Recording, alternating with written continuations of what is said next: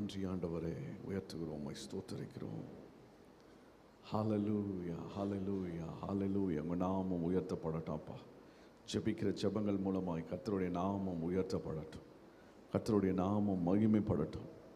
இந்த கால வேளையிலே கர்த்தர் ஆண்டவரே உங்களுடைய பிள்ளைகளுடைய ஜெபங்களை கேட்கிறீர். Thank you Lord, thank you Lord. எங்களுக்கு பதில் தருகிற தெய்வம், எங்களுக்கு உத்தரவு கொடுக்கிறதான கர்த்தர், எங்களுக்கு ஒத்தாசை அனுப்புகிறதான பர்வதம். ஆண்டவரே உம்மை நோக்கி பார்க்கிறோம். தேங்க்யூ லார்ட், ஹல்லேலூயா. இன்றைக்கு பதிலை பெற்றுக்கொள்கிறோம், இன்றைக்கு ஜெயத்தை பெற்றுக்கொள்கிறோம். இன்றைக்கு ஆண்டவரே நாங்கள் தேவனுடைய சமூகத்திலிருந்து பலனை பெற்றுக்கொள்கிறோம், கைடன்ஸை பெற்றுக்கொள்கிறோம். எங்களுக்கு கர்த்தர் நீர் வைத்திருக்கிற, நீங்கள் கொடுக்கிற ஆலோசனைகளுக்காய் ஸ்தோத்திரம், வழி நடத்துதலுக்காய் ஸ்தோத்திரம். உடைய கைடன்ஸை நாங்கள் பெற்றுக்கொள்கிறோம், உடைய கவுன்சிலை நாங்கள் பெற்றுக்கொள்கிறோம். ஹல்லேலூயா, ஹல்லேலூயா. உமக்கு நன்றி அப்பா. இந்த நாளிலேயும் கர்த்தர் நீர் எங்களுக்கு ஒரு ஜெயத்தை நீர் முன்குறித்து இருக்கிறீர். Thank you Lord, thank you Lord. தேவ திட்டங்களுக்காக நன்றி, தேவ சித்தங்களுக்காக ஸ்தோத்திரம். ஹல்லேலூயா. அதை செய்து முடிக்கிற ஒரு பலனை கர்த்தர் தருகிறீர். எங்களை பலப்படுத்துகிற கிறிஸ்துவினாலே எல்லாவற்றையும் செய்ய ஒரு பலன் எங்களுக்கு உண்டு, உண்டு அப்பா. அந்த காலை வேளையில் உண்டு, நாங்கள் பெற்றுக்கொள்கிறோம். இரக்கங்களை, கிருபைகளை, அபிஷேகத்தை, பலனை. Thank you Lord, thank you Lord. எங்களை தாழ்த்துகிறோம் ஆண்டவரே, இயேசுவின் நாமத்தினாலே பிதாவே, ஆமென், ஆமென். பரிசுத்தத்தை குறித்து நாம் தொடர்ந்து தியானித்து வருகிறோம். இந்த 11வது நாள் உபவாச கூடுகையினுடைய காலை வேளையில் வந்திருக்கிற உங்கள் ஒவ்வொருவரையும் ஆண்டவராகிய இயேசு கிறிஸ்துவின் ஈடு இணையற்ற ஒப்பற்ற நாமத்திலே வாழ்த்தி வரவேற்கிறோம். கர்த்தர் நமக்கு இன்னும் ஒரு நாளை தந்திருக்கிறார். அல்லேலூயா. கர்த்தர் நமக்கு நல்ல நித்திரையை கர்த்தர் கொடுத்து, கர்த்தர் நல்ல சுகத்தையும் பலத்தையும் ஆண்டவர் நமக்கு கொடுத்திருக்கிறார். கர்த்தருடைய நாமம் உயர்த்தப்படட்டும். கிறிஸ்துக்குள் பிரியமான சகோதர சகோதரிகளே, இந்த பரிசுத்தத்தை நாம் வாஞ்சிக்க ஏங்க, இந்த பரிசுத்தத்தை பெற்றுக்கொள்ள, பரிசுத்த வாழ்க்கை என்பதை குறித்து தேவன் எவ்வளவு பெரிய ஒரு எதிர்பார்ப்பை கர்த்தர் வைத்திருக்கிறார், ஆமென், என்பதை நாம் தியானித்து வருகிறோம். இந்த பரிசுத்தமாய் வாழ்வது நிமித்தமாய் நமக்கு இருக்கிற ப்ரிவிலேஜ், சில நேரங்களில் பார்த்தீங்கன்னா நாம் இப்படி வாழ்வதன் மூலமாய் நமக்கு என்ன கிடைக்கும். சில நேரங்களில் நம்ம சில விஷயங்கள், அதாவது ஒரு காரியங்களை நம்ம செய்ய நம்மை தூண்டுகிறவைகள் எவை அப்படின்னு பார்த்தீங்கன்னா, அவைகள் மூலமாக இதை நான் செய்தால் எனக்கு என்ன கிடைக்கும், எனக்கு என்ன நன்மை உண்டாகும். சங்கீதக்காரனாகிய தாவீதை அவங்க அப்பா, அண்ணன்களை போய் பார்த்துட்டு வா, அண்ணன்களை குறித்து எனக்கு கொஞ்சம் பாரமாக இருக்குது, கவலையாக இருக்குது, நீ போய் நலம் விசாரித்து வா அப்படின்னு சொல்லிட்டு அவர் என்ன பண்ணுறார், ஈசாய் தாவீதை அனுப்புகிறார். தாவீது எல்லாத்தையும் எடுத்துக்கிட்டு போகிறாரு. இவங்க அண்ணன்களுடைய அந்த பட்டாளத்தில் இருக்கிறதான அவருடைய ஓவர்சியர் அல்லது அங்கே இருக்கிற கமாண்டர், அவருக்கும் தேவையான சில விஷயங்களையும் கொடுத்து அவர் அங்கே போகும்போது அதில் ஒரு சுவாரஸ்யமான ஒரு வேத பகுதி என்னென்னா, அந்த இடத்துல கோலியாத் அங்கே நின்று முழக்கம் எடுக்கிறதெல்லாம் பார்த்துட்டு இருந்து தாவீது கேட்குறார், இவனை கொன்றால் என்ன கிடைக்கும், இவனை சாகிறவனுக்கு என்ன கிடைக்கும் என்று சொல்லியிருக்கிறார்கள், அவனை சாகடிக்கிறதுனால என்ன கணம் வரப்போகிறது அப்படின்னு கேட்குறாரு. அல்லேலூயா. அப்போ சொல்கிறாங்க, இவனை கொன்னா ராஜாவினுடைய மகள் என்ன பண்ணிடலாம், ஆமாம், ராஜா கட்டி வைக்க போகிறாரு, ராஜா வீட்டினுடைய மருமகனாக மாறிடலாம் அப்படின்னு சொல்கிறத தாவீது கேட்கிறார். ஆமென். எஸ்தர் புஸ்தகத்தில் நீங்கள் 6ஆம் அதிகாரத்தின் 6ஆம் வசனத்தை நீங்கள் வாசிக்கின்ற போது, ஒரு நாள் ராஜாவுக்கு தூக்கம் வரலையாம். தூக்கம் வராததுனால ராஜா என்ன பண்ணுறாருன்னா, அந்த இடத்துல அவங்க என்ன பண்ணுறாரு, ஒரு புத்தகம் இருந்தது, ஞாபக புத்தகம். ஓகே, அந்த புத்தகத்தை என்ன பண்ணுறாருன்னா திறந்து வாசிக்க ஆரம்பிக்கிறார். ஓகே, சில வேளையில் புத்தகத்தை திறந்தால் தான் தூக்கம் வருது. பிள்ளைங்க கூட பாருங்கள், எக்ஸாமுக்கு படிக்கிற நேரத்தில் தான் பயங்கரமாக தூங்குவாங்க. ஓகே, எக்ஸாம் லீவ் விட்டுடுச்சு, பிள்ளைங்க நல்லா தூங்குங்கன்னா அன்னைக்கு சீக்கிரமாக எழுந்துப்பாங்க. எக்ஸாம் ஸ்கூலுக்கு போகிற நேரத்தில் தூக்கமாக வருதுன்னு பிள்ளைங்க லீவில் பார்த்தீங்கன்னா சீக்கிரமாக எழுந்துக்கிட்டு இன்னும் நமக்கு பிரச்சனையாகிடும். இதுங்களை தூங்க வைக்கலான்னு பார்த்தா இதுங்க தூங்காதுங்க.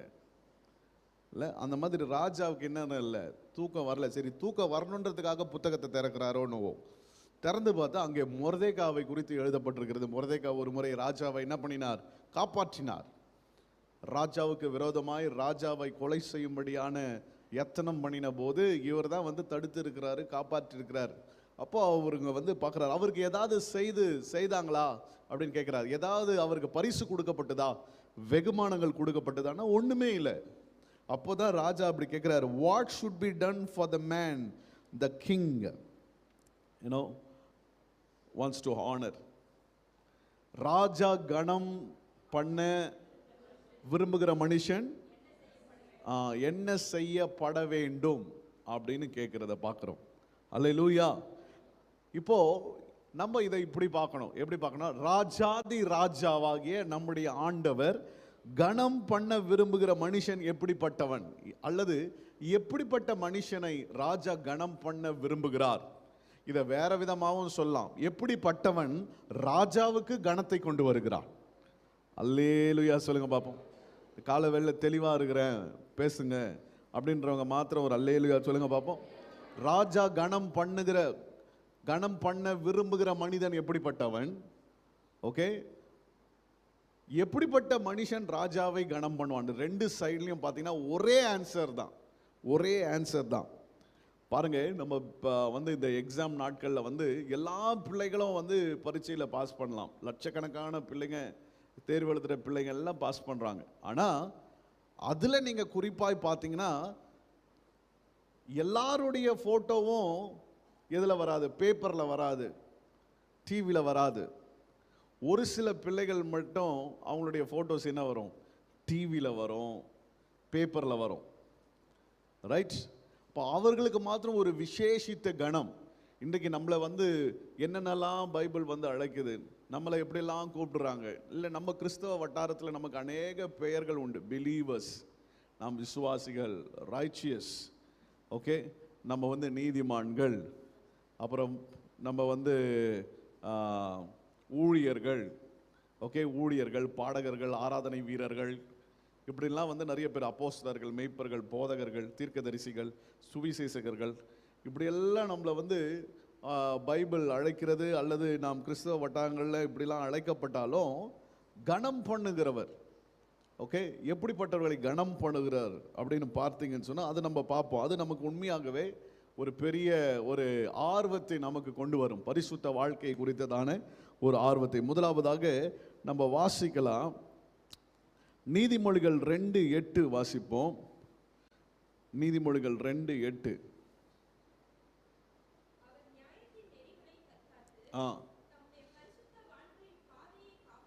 ஆமென். இங்க பாருங்க, பைபிள் சொல்லுகிறது, ஆண்டவர் நம்மிடத்துல எதிர்பார்க்க இவ்வளோ நாட்களாய் நம்ம வந்து இந்த 11 நாட்கள்ல நம்ம கற்றுக்கொண்டது, தேவன் பரிசுத்தத்தை எதிர்பார்க்கிறார். ஆமென். அப்படின்றது நமக்கு தெரிஞ்சிருச்சு. அப்போ ராஜா வந்து யாரை கணம் பண்ண விரும்புகிறாரு அப்படின்னு சொன்னா பரிசுத்தவான்கள். இந்த பரிசுத்தவான்கள் அந்த வாழ்க்கைக்கு நமக்கு கிடைக்கிற பெரிய blessings and benefits and privileges, கணம் நமக்கு எப்படிலாம் அவர் கணம் கொடுக்கிறாரு அப்படின்னு பார்த்தீங்கன்னா, பைபிள் சொல்கிறது, தம்முடைய பரிசுத்தவான்களின் பாதையை ஆண்டவர் காப்பாற்றுகிறாராம். ஒரு அல்லேலூயா சொல்லுங்க பார்ப்போம். அல்லேலூயா. ஆண்டவருடைய நாமம் மகிமைப்பட. ஒவ்வொரு நாளும் பாதுகாப்பு நமக்கு அவசியம். நமக்கு வேத புத்தகத்தில் இப்படி சொல்லப்பட்டிருக்கிறது. என்ன சொல்லப்பட்டிருக்கிறது? சங்கீதம் 91ல் அவருடைய தூதர்கள் என்ன பண்ணுறாங்களா, நம்முடைய பாதங்கள் கல்லில் இடராதபடிக்கு, ஆமாம், நம்மளை என்ன பண்ணுறாங்களாம், கைகளினாலே ஏந்தி கொண்டு போவார்கள் அப்படின்லாம் பைபிளில் வசனம் இருக்கு. ஆண்டவர் இந்த வசனத்தை எல்லாருக்கும் சொல்றாரா? எல்லாருடைய ஆண்டவர் பாதைகளை காப்பாற்றுகிறாரா அப்படின்னு சொல்லி பார்த்தீங்கன்னா, குறிப்பாய் நம்ம இதை பார்க்கணும். ஜென்ரலா நம்ம அப்படி சொல்லப்பட்டிருந்தாலும் குறிப்பாய் ஆண்டவர் நமக்கு சொல்லி கொடுக்கிற விஷயம் என்னன்னா, பரிசுத்தவான்களினுடைய பாதங்களை கர்த்தர் என்ன பண்ணுகிறார்? ஆமென். பாதைகளை காப்பாற்றுகிறார். பாதைகள் மட்டும் இல்ல, பரிசுத்தவான்களுடைய பாதங்களையும் அவர் பாதுகாக்கிறார். ஒரு அல்லேலூயா சொல்லுங்க பார்ப்போம். 1 சாமுவேல் 2ஆம் அதிகாரம் 9வது வசனத்தை நீங்கள் வாசியுங்கள். 1 சாமுவேல் 2:9. அவர் தமது பரிசுத்தவான்களின் பாதங்களை காப்பார். அல்லேலூயா. கர்த்தருடைய நாமம் மகிமைப்படட்டும். இன்றைக்கு சில பேருக்கு சில நேரங்களில் பார்க்கும் போது கால்களில் பயங்கர பிரச்சனை, கால்களில் தொடர்ச்சியாய் போராட்டங்கள் இருக்கிறதுல அப்படிப்பட்டவர்கள் இந்த வசனத்தை பிடிச்சு ஜெபம் பண்ணணும். ஆண்டவரே, பரிசுத்தவான்களின் பாதங்களை கர்த்தர் என்ன பண்ணுகிறீர்? காப்பீர். ஆமென், அல்லேலூயா, பிரைஸ் தி லார்ட். பரிசுத்தவான்களுடைய பாதைகளை கர்த்தர் என்ன பண்ணுகிறார்? பாதுகாக்கிறவரா இருக்கிறார், காப்பாற்றுகிறவரா இருக்கிறார், நம்முடைய வழிகளிலே நம்மோடு கூட வருகிறவரா இருக்கிறார். ஆண்டவர் பரிசுத்தவான்களை கர்த்தர் பாதுகாக்கிறார் என்று வசனம் சொல்லுவார். ஒரு டிவைன் ப்ரொடெக்ஷனை ஆண்டவர் என்ன பண்ணுகிறார்? சயின்ஸுக்கு கர்த்தர் வைத்திருக்கிறார், நம்முடைய பரிசுத்தவான்களுக்கு கர்த்தர் வைத்திருக்கிறார். இட்ஸ் நாட் ஃபார் எவ்ரிபடி, அது எல்லாருக்கும் அல்ல. பரிசுத்தவான்களுக்குரியதான ஒரு ஸ்பெஷல் ஒரு ப்ரிவிலேஜை ஆண்டவர் வைத்திருக்கிறார். இரண்டாவதாக, நான் பரிசுத்தவானாக இருப்பதன் மூலமாக எனக்கு என்ன கிடைக்கும் அப்படின்னா, முதலாவது அவர் நம்மை பாதைகளை காப்பாற்றுகிறார், பாதங்களை காக்கிறார்.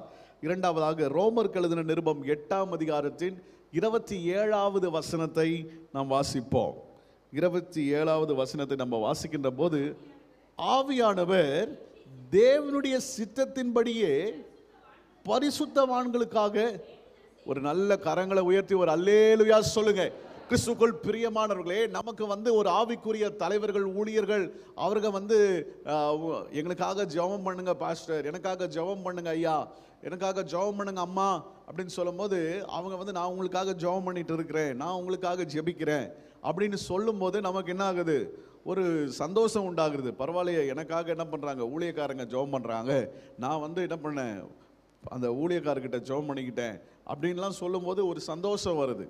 அவர்கிட்ட போய் பேசினேன், நான் அவங்கக்கிட்ட சொன்னேன், எனக்காக ஜெபம் பண்ணுங்க, என் குடும்பத்துக்காக ஜெபம் பண்ணுங்க, என் பிள்ளைக்காக ஜெபம் பண்ணுங்கன்னு சொன்னேன். அவங்க ஜெபம் பண்ணுறேன்னு சொன்னாங்க, எவ்வளோ சந்தோஷம் பாருங்க அப்படின்ட்டு. பிரியமானவர்களே, ஆனால் சில நேரங்களில் இப்படி நம்ம சொல்கிறோம், ஆனால் சில நேரங்களில் அவங்களும் என்ன பண்ணிடுவாங்க? மறந்துடுவாங்க. சில நபர்களிடத்தில் நம்ம சொல்லும்போது அவங்க ஜெபம் பண்ணுறாங்க அப்படின்னு சொன்னால் நமக்கு அவ்வளோ ஒரு மகிழ்ச்சி உண்டாகுது. ஆனால் பைபிள் சொல்லுகிறது, ஆவியானவர் பரிசுத்தவான்களுக்காக வேண்டுதல் செய்கிறாராம். ஒரு அல்லேலூயா சொல்லுங்க பார்ப்போம்.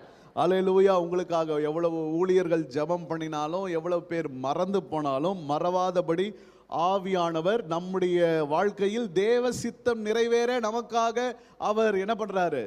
வேண்டுதல் செய்கிறார் என்பது எவ்வளவு மகிழ்ச்சி. ஆனால் எல்லாருக்காக வேண்டுதல் செய்கிறாரா அப்படின்னு சொன்னால் பைபிள் இங்கே சொல்லு, பரிசுத்தவான்களுக்காக வேண்டுதல் செய்கிறார். நான் ஏன் பரிசுத்தமாக வாழணும்னா, ஆண்டவர் என் பாதைகளை, என் பாதங்களை ஆண்டவர் காக்கிறார், காப்பாற்றுகிறார். ரெண்டாவதாக, நமக்காக வேண்டுதல் செய்கிறார். நமக்காக அவர் ப்ரேயர் பண்ணுறது எவ்வளவு முக்கியமானது பாருங்களேன். ஆமென்.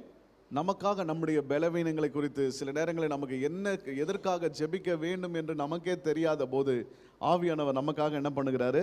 வேண்டுதல் செய்கிறார். ஆமென். ஒரு ஊழியனுடைய ஜெபம், ஒரு தேவனுடைய பிள்ளைகளுடைய ஜெபமே அவ்வளோ வல்லமை உள்ளதுன்னா, அப்போ ஆவியானவர் நமக்காக ஜெபம் பண்ணினா அது எவ்வளோ வல்லமை உள்ளதாக இருக்கும் பாருங்க. ஒரு அல்லேலூயா சொல்லுங்க பாப்போம். அல்லேலூயா. மூன்றாவதாக, அப்போஸ்தலனாகிய பவுல் தெளிவாய் எழுதுகிறதை பார்க்கிறோம். 1 கொரிந்தியர் 6ஆம் அதிகாரத்தின் 2ஆம் வசனத்தை நாம் வாசிப்போம். 1 கொரிந்தியர் 6. இதை தான் நான் உங்களுக்கு அதிகமாக இன்னைக்கு நான் வலியுறுத்த விரும்புகிறேன். பரிசுத்தவான்கள் உலகத்தை என்ன பண்ணுவாங்களாம்? நியாயம் தீர்ப்பார்கள் என்று அறியீர்களா? அல்லேலூயா சொல்லுங்க பார்ப்போம். அல்லேலூயா. இதை பாருங்க, இந்த உலகத்தை நியாயம் தீர்க்கிற ஒரு பெரிய ஒரு பாக்கியம், ஒரு பெரிய பொறுப்பு, ஒரு பெரிய பிரிவிலேஜ், ஒரு பெரிய ஆசீர்வாதம் அது. ஆமென். அது ஒரு பெரிய மகிழ்ச்சியான ஒரு விஷயம். இந்த உலகத்தை, இந்த நியாயம் தீர்க்கிறதான காரியத்தை ஆண்டவர் அவர் சொல்றாரு, இட்ஸ் நாட் ஃபார் எவ்ரிபடி. சில நேரங்களில் நம்ம சபையில் நம்ம சொல்கிறோம், உற்சாகப்படுத்துகிறோம், நாம் எல்லாம் தேவ தூதர்களையே நம்ம என்ன பண்ண போகிறோம்? அவங்கள விசாரிப்போம், நாம் இந்த உலகத்தை நியாயம் தீர்க்க போகிறோம்னா, உலகத்தை எல்லாரும் நியாயம் தீர்க்க முடியாது. ஆமென். இந்த உலகத்தை நியாயம் தீர்ப்பதற்கு ஆண்டவர் நியாயாதிபதிகளாய் நியமிக்கிறதான மனுஷன் யார்னா பரிசுத்தவான். அல்லேலூயா. அது மறுபடியும் நீங்கள் 5-fold மினிஸ்ட்ரியை நீங்கள் கொண்டு வந்தாலும் சரி, நீங்கள் 5 விதமான அந்த ஊழியர்கள், ஆசாரியர்கள், போதகர்கள், தீர்க்கதரிசிகள், சுவிசேஷர்கள், விசுவாசிகள், நீதிமான்கள், பாக்கியவான்கள், இவங்க எல்லாரும் பட்டியலிட்டாலும் அவைகளில் ஆண்டவர் பிரதானமாக இந்த வேலையை யாருக்கு தருகிறார் என்று சொன்னால், இந்த பூமியிலே பரிசுத்தமாய் வாழ்ந்ததான தேவ மக்கள். ஒரு அல்லேலூயா சொல்லுங்க பார்ப்போம். அல்லேலூயா. ஆண்டவருடைய நாமம் மகிமைப்படுவதாக. இன்னொரு வசனத்தை வாசிக்கலாம். தானியேல் 7ஆம் அதிகாரம் 18ஆம் வசனத்தை வாசிப்போம். தானியேல் 7ஆம் அதிகாரம் 18ஆம் வசனம். உன்னதமானவருடைய பரிசுத்தவான்கள் ராஜரீகத்தை பெற்று என்றென்றுக்கும் உள்ள சதா காலங்களிலேயும் ராஜ்யத்தை சுதந்தரித்துக் கொள்வார்கள். அல்லேலூயா. ராஜ்யத்தை சுதந்தரித்து கொண்டு ஆளுகை செய்வார்கள். கர்த்தருடைய நாமம் மகிமைப்படட்டும். இன்னும் ஒரு வசனத்தை வாசிக்கலாம். 27ஆம் வசனத்தை வாசிங்க. வானத்தின் கீழ் எங்கும் உள்ள ராஜ்யங்களின் ராஜரீகமும் ஆளுகையும் மகத்துவமும் உன்னதமானவருடைய பரிசுத்தவான்களாகிய ஜனங்களுக்கு கொடுக்கப்படும். ஒரு அல்லேலூயா. The sovereignty, power and greatness of all the kingdoms under heaven will be handed over to the holy people. பரிசுத்தவான்களுக்காக ராஜ்யங்களும் ஆளுகையும் மகத்துவமும் கொடுக்கப்படும். அல்லேலூயா. அப்படின்னா என்ன அர்த்தம்னா, நம்முடைய ராஜாதி ராஜா இந்த உலகத்தில் முதலாவதாக மேசியாவாக வந்தவர், அவர் எப்படி வரப்போகிறார்? உலகத்தை ஆளுகை செய்ய போகிறதான ராஜாவாய் வரப்போகிறார். ராஜா என்று சொன்னால் அவருக்கு ராஜ்யம் உண்டு. ராஜா என்று சொன்னால் அவருக்கு சேனைகள் உண்டு. அப்போ ராஜா அவர் ஆளுகை செய்ய போறார்ல. இந்த ஆளுகை செய்யும் போது இந்த பரிசுத்தவான்களை கர்த்தர் என்ன செய்ய போகிறார்னா, they will share God's rule. தேவனுடைய அந்த ராஜரீகமான அந்த ஆளுகையை யார் அவரோடு கூட இருந்து செய்ய போகிறார்கள் அப்படின்னு சொன்னா, எல்லாரும் கிடையாது. இன்றைக்கு சபைக்கு வருகிறவர்களும் சரி, ஊழியம் செய்கிறவர்களும் கிடையாது. அதை எப்படி ஆண்டவருக்கு பிரிப்பாருன்னா, பரிசுத்தவான்கள். அல்லேலூயா. பரிசுத்தவான்களுக்கு பாருங்க, இன்னைக்கு ஒருவேளை பரிசுத்தவான்கள் may suffer for a reason and a season. ஒரு சில காலகட்டங்களில் பரிசுத்தவான்கள் சித்திரவாதை செய்யப்படுகிறார்கள், அவர்கள் உபத்திரத்துக்குள்ள போறாங்க.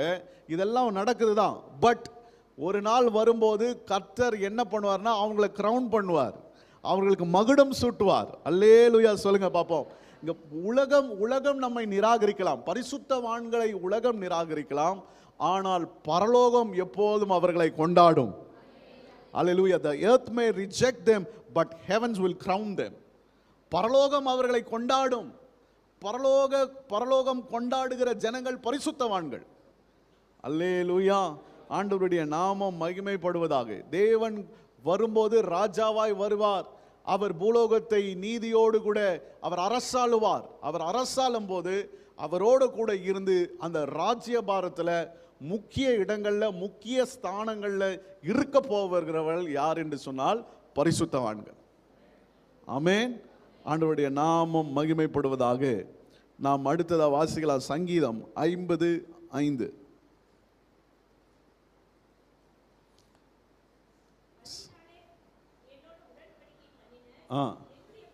என்னுடைய பரிசுத்தவான்களை என்னிடத்தில் கூட்டுங்கள் என்பார். ஒரு அல்லேலூயா சொல்லுங்க பார்ப்போம். எல்லா விசுவாசிகளையும் கூட்டுங்கள் அப்படின்னு சொல்லல, எல்லா ஊழியர்களையும் நீங்கள் கூட்டுங்கள் அப்படின்னு கர்த்தர் சொல்லல, எல்லா லேவியர்களையும் கூட்டுங்கள் அப்படின்னு சொல்ல, எல்லா ஆசாரியர்களையும் கூட்டுங்கள் அப்படின்னு சொல்ல, எல்லா ஆராதனை வீரர்களையும் பாடல் நடத்துபவர்களையும் கூட்டுங்கள் அப்படின்னு சொல்லல. அல்லேலூயா. எல்லா தலைவர்களையும் கூட்டுங்கள் அப்படின்னு கர்த்தர் சொல்ல. கர்த்தர் சொல்கிறது என்ன? பரிசுத்தவான்களை கூட்டுங்கள். ஒரு அல்லேலூயா சொல்லுங்க பார்ப்போம். அல்லேலூயா. இப்போ நம்ம போன வசன பகுதி 1 கொரிந்தியர் 6:2 தானியேல்ல நம்ம 7:18-27 இந்த வசனத்தையும் நான் வைத்து நான் சொல்கிறேன் பாருங்க. கிறிஸ்துவுக்குள் மிகவும் பிரியமானவர்களே, அப்படின்னா என்ன அர்த்தம்னா, கூட்டுங்கள், தன் ஜனங்களை கூட்டுங்கள் அப்படின்னு எப்போ சொல்றாரு? ஆண்டவராகிய இயேசு கிறிஸ்து சீக்கிரமாய் வரப்போகிறார். அவர் வரும்போது என்ன நடக்கும் அப்படின்னு சொன்னா, கிறிஸ்துவுக்குள் மரித்தவர்கள் உயிரோடு கூட எழும்பார்கள். பாருங்க, 2 விதமான உயிர்த்தெழுதல் உண்டு. அல்லேலூயா சொல்லுங்க பார்ப்போம். முதலாம் உயிர்த்தெழுதலை குறித்து வெளிப்படுத்தின விசேஷம் 20ஆம் அதிகாரத்தின் 1 நம்ம 6 குறிப்பா சொல்லணும்னா 4, 5, 6 ஆகிய வசனங்கள் சொல்கிறது. 2ஆம் உயிர்த்தெழுதலை குறித்து 11ஆம் வசனத்திலிருந்து 15வது வசனம் வரைக்கும் சொல்லுது. இது என்னங்க ரெண்டு உயிர்த்தெழுதல் அப்படின்னு சொன்னா, முதலாம் உயிர்த்தெழுதல் நடக்கும்போது அந்த உயிர்த்தெழுதல் இயேசு வருகிறார், எக்காலம் தொனிக்கும், பரிசுத்தவான்கள் என்ன பண்ணுவாங்க? ஆமா, உயிரோடு கூட எழுந்திருப்பாங்க. இந்த உயிரோடு கூட எழுந்திருக்கிறதான பரிசுத்தவான்களை கொண்டு கர்த்தர் 1000 வருடம் இந்த உலகத்தை ஆளுவார். ஒரு அல்லேலூயா சொல்லுங்க பார்ப்போம். அல்லேலூயா. இது நடந்து முடிந்ததுக்கு அப்புறம் நீங்க பார்த்தீங்கன்னா, ஆஃப்டர் த மில்லினம், இந்த 1000 வருட அரசாட்சி முடிஞ்சதுக்கு பிறகு இரண்டாவது உயிர்த்தெழுதல் நடக்கும். அப்போது மரித்தவர்கள் எல்லாரும் உயிரோடு கூட என்ன பண்ணுவாங்க? எழும்புவார்கள். ஆனால் அவர்கள் எழும்பி எங்கே போய் நிற்பார்கள் என்று சொன்னால், வெள்ளை சிங்காசனத்துக்கு முன்பதாய் போய் நிற்பார்கள். அது எதற்காக அப்படின்னு சொன்னால், அது நியாய தீர்ப்புக்காக. ஆண்டவருடைய நாமம் மகிமைப்படுவதாக. அல்லேலூயா. முதலாம் உயிர்த்தெழுதல பங்கடைகிறவர்கள் பாக்கியவான்கள். இப்போ தேவன் ராஜரீகம் பண்ணும்போது பரிசுத்தவான்களுக்கு ஆண்டவர் என்ன பண்ணுவார்? ஆண்டவர் ராஜ்யங்களையும் ஆளுகையும் மகத்துவமும் கொடுக்கப்படும்ல. 1000 வருட அரசாட்சியில இந்த பூமியில புதிய வானம் புதிய பூமி என்கிறதான ஆண்டவர் ஒரு புது சிருஷ்டிப்பை உண்டாக்கி பரிசுத்தவான்களை அதில் வைத்து அவர்கள் என்ன செய்வார்கள் என்று சொன்னால், இந்த உலகத்தை ஆண்டவர் எருசலேமில் இருந்து ஆண்டவர் என்ன பண்ணுவார்? சிங்காசனத்தில் உட்கார்ந்து இருப்பார். இந்த பூமியில இன்னைக்கு இருக்கிறதான எல்லாம் பிரதான எல்லா விதமான தேசங்கள், எல்லா நாடுகள், எல்லா இடங்களிலேயும் எல்லா மாநிலங்கள் எல்லாம் அப்படி பார்த்து அந்த இடத்துல யார் இருப்பா? பரிசுத்தவான்கள் முக்கிய பங்கு. இன்றைக்கு இருக்கிறதான முதல் மந்திரி போஸ்ட் எல்லாம் யாருக்கு கிடைக்கும் தெரியுமா? பரிசுத்தவான்களுக்கு. அல்லேலூயா. அவருடைய டீம்ல, அந்த அட்மினிஸ்ட்ரேஷன்ல, அவருடைய நிர்வாகத்தில் இருக்க போறது யாருன்னா பரிசுத்தவான்கள் மட்டுமே. அல்லேலூயா. இப்ப புரியுதா ஏன் பரிசுத்தவானா நம்ம வாழணும்? இந்த பூமியில பரிசுத்தவான்களுக்கு ஒரு மரியாதை இல்லாம இருக்கலாம், ஆனால் இந்த பூமியில பரிசுத்தமாய் வாழ்ந்தால் 1000 வருடம் இந்த உலகத்தில் நடக்க போகிற ஒரு நல்ல ஒரு பிரம்மாண்டமான பயங்கரமான ஒரு ஆட்சியின் நேரத்தில், அல்லேலூயா, இன்னைக்கு இருக்கிறதான இன்னைக்கு நம்ம எல்லாம் இன்னைக்கு ஃபேமை பார்க்குறீங்களே, இன்னைக்கு இருக்கிறதான மக்களை பார்க்குறீங்கல்ல, ஒரு ஒரு ஒரு கவுன்சிலராக இருக்கும்போது, ஒரு வட்ட செயலாளராக இருக்கும்போது அதுக்கே எவ்வளோ பந்தாஸ் இன்னைக்கு நடக்குது. அப்போ நீங்கள் யோசித்து பாருங்க, தேவன் ராஜரிகம் பண்ணும்போது இந்த உலகத்தை அவர் ராஜரிகம் பண்ணும்போது கர்த்தர் இந்த பரிசுத்தவான்களுக்கு எவ்வளோ ஒரு முக்கியத்துவத்தை கொடுத்து அவர்களை கர்த்தர் அந்த இடத்துல வைத்திருப்பார். அல்லேலூயா. அந்த நேரத்தில் தேவ தூதர்கள் கூட யார் கமாண்ட் பண்ணலாம்? பரிசுத்தவான்கள். அல்லேலூயா சொல்லுங்க. பரலோக சேனை என்ன பண்ணும் அப்படின்னு சொன்னா, பரலோக சேனை இங்க அப்போ என்ன ஆர்மி ஃபோர்ஸ் இருக்கும் யோசித்து பார்த்துருக்கீங்களா? இப்போ நம்ம பரிசுத்தவான்களை கர்த்தர் அந்தந்த ஸ்தானத்தில் ஆண்டவர் வைக்கிறார். அப்போ போலீஸ் ஃபோர்ஸ் என்னவா இருக்கும்? போலீஸ் ஃபோர்ஸ்லாம் இருக்காது. அல்லேலூயா. அந்த நாட்களில் பைபிள் சொல்கிறது, காட்டு மிருகங்களும் நாட்டு மிருகங்களும் ஒன்றாய் வாசம் செய்யும். ஏதேன் தோட்டத்தில் இருந்த மாதிரி இருக்கும். அல்லேலூயா. ஆனால் அதை விட ஒரு சந்தோஷமா இருக்கும். ஏன்னா ஏதேன் தோட்டத்தில் அவர்களை வஞ்சிக்க சர்ப்பம் இருந்தது. ஆனால் 1000 வருட அரசாட்சியில் சர்ப்பம் எங்க இருக்கும் தெரியுமா?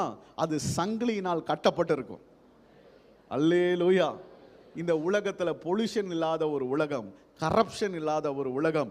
இந்த உலகத்தை கர்த்தர் எப்படி வடிவமைத்தாரோ, அவருடைய ஒரிஜினல் மாஸ்டர் பிளான்ல இருந்த அந்த ப்ளூ பிரிண்டின் படி அவர் என்ன அவருடைய சிந்தையில் இருந்ததோ இந்த உலகத்தை, அதே மாதிரி மறுபடியும் இந்த உலகம் இருக்கும். அந்த உலகத்தில் ஏசி அவசியம் இருக்காது, கரண்ட் அவசியம் இருக்காது. அல்லேலூயா. யோசிக்காதீங்க, அப்போ நான் என்ன வேலை செய்வேன்? கரண்ட் பில் யார் கட்டுவா? இந்த பரிசுத்தவான்களுக்கு ஆண்டவர் நிறைய ப்ரிவிலேஜை வச்சிருப்பார். இப்போ நீங்கள் யோசித்து பாருங்களேன், அந்த நாட்களில் ஆண்டவர் எருசலேமில் இருக்கிறார். இப்போ எல்லாம் இந்த எல்லாம் கவர்னர்ஸை கூப்பிட்றார், நியாயாதிபதிகளை ஆண்டவர் சேகரிக்கிறார்.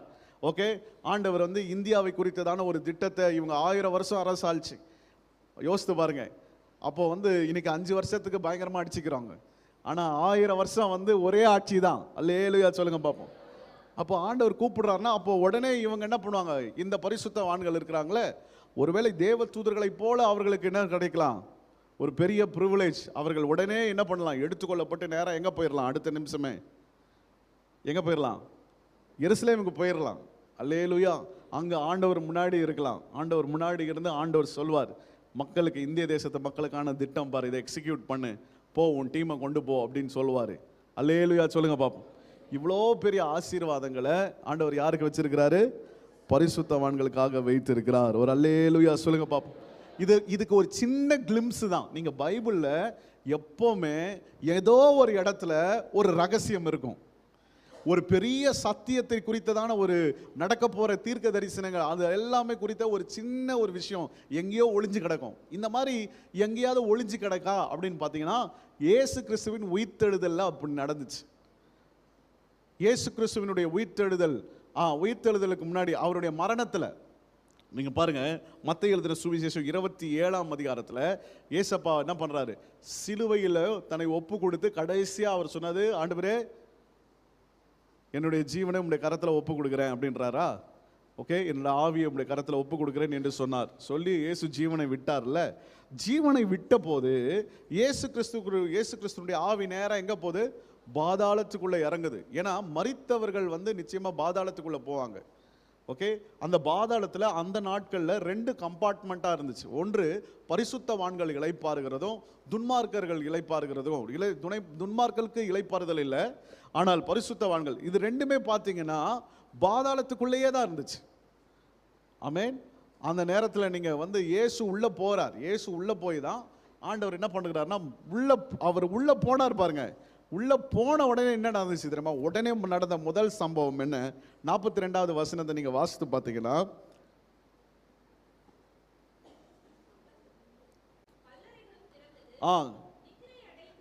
நித்திரை அடைந்திருந்த அநேக பரிசுத்தவான்கள். ஆமென், அல்லேலூயா சொல்லுங்க பாப்போம். நித்திரை அடைந்ததான பரிசுத்தவான்களுடைய சரீரம் உயிர் பெற்று எழுந்தது. ஒரு அல்லேலூயா, பிரைஸ் தி லார்ட். ஆண்டவருடைய நாமம் மகிமைப்படுவதாக. கோடான கோடி ஜனங்கள் அடக்கம் செய்யப்பட்டிருந்த இடத்துல கல்லறைகள் திறந்தது. நித்திரை அடைந்திருந்த அநேக பரிசுத்தவான்களுடைய சரீரங்கள் எழுந்திருந்தது. ஆமென். இது ஒரு சின்ன ஒரு கிளிம்ஸ் தான். நடைபெற போகிறதான வருகிற நாட்களில் இயேசுவின் வருகையில் நடைபெற போகிற காரியங்கள். ஒரு அல்லேலூயா சொல்லுங்க பாப்போம். இப்போ புரியுதா? இந்த நாட்களில் நம்ம பரிசுத்தமாக வாழலைன்னா அந்த 1000 வருட அரசாட்சியில் நம்ம பாடு ரொம்ப கேவலமாக இருக்கும். நம்ம அப்போ பார்ப்போம், நமக்கு ரொம்ப ஏக்கமாக இருக்கும். ஐயோ, நான் பரிசுத்தமாக வாழ நான் தவறிட்டேனே, இல்லைனா இவ்வளோ பெரிய தேவனுடைய திட்டத்தில் நான் உள்ளே இணைந்திருப்பேனே, நான் தேவனால் பயன்படுத்தப்பட்டிருப்பேனே, தேவனுடைய நிர்வாகத்தில் நானும் ஒரு ஆளாக இருந்திருப்பேனே, நானும் ஒரு விசேஷமான ஒரு ஆளாக இருந்திருப்பேனே, எனக்கு எந்த விதமான ஒரு கடமைகளும் இல்லாமல் அப்படியே நான் வாழ்ந்துட்டு இருக்கிறேனே அப்படின்னு சொல்லிட்டு ஒரு பக்கம் ஏக்கமாக இருக்கும். 1000 வருஷம் ஏக்கமாக இருந்தால் எப்படி இருக்கும் அது பாருங்க. 2 நாள் ஏக்கமாக இருந்தாவே முகம் எப்படி மாறிடுது. 1000 வருஷம் நீங்கள் ஏங்கிட்டே இருக்கணும். எப்போ வரைக்கும் தெரியுமா?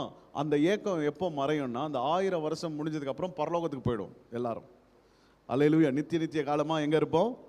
ஆமென், பரலோக ராஜ்யத்தில்.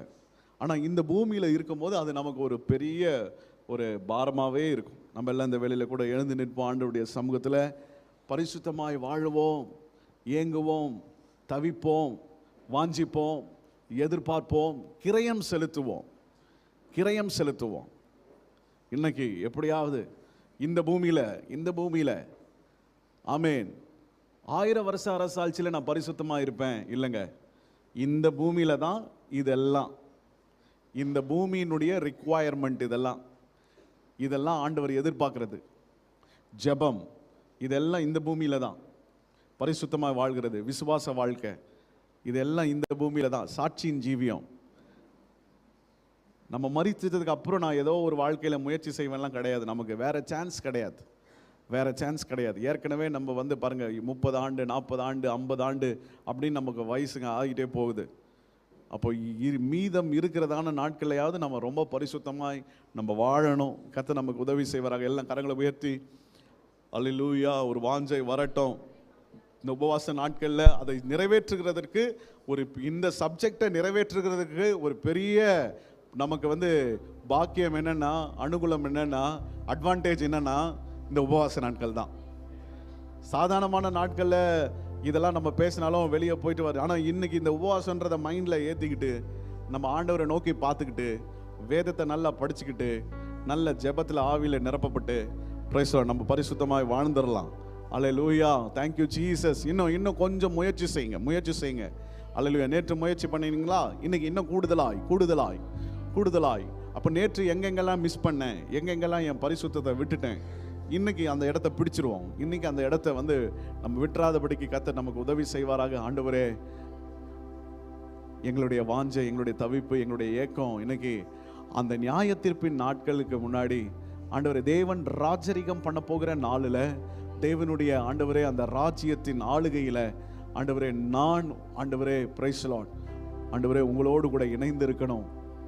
நான் அந்த இடத்துல ஆண்டவரே பிரைஸ் தி லார்ட் ஒரு இடத்துல, நல்ல உண்மையான ஒரு இடத்துல ராஜரீகம், ஆளுகை, மகத்துவம் கொடுக்கப்படும் பரிசுத்தமான நான் இருக்கணும். ஆண்டவரே, என்னை ஒப்பு கொடுக்கிறேன். இயேசுவின் நாமத்தில் ஜெபிக்கிறோம் நல்லருமை பிதாவே. எல்லாரும் சேர்ந்து சொல்லுவோம். என் ஆத்துமாவே கர்த்தரை ஸ்தோத்திரி, என் முழுவதுமே உடைய பரிசுத்த நாமத்தை ஸ்தோத்திரி. என் ஆத்துமாவே கர்த்தரை ஸ்தோத்திரி, கர்த்தர் செய்த சகல உபகாரங்களையும் மறவாது. ஆமென், ஆமென், ஆமென். God bless you. God bless you.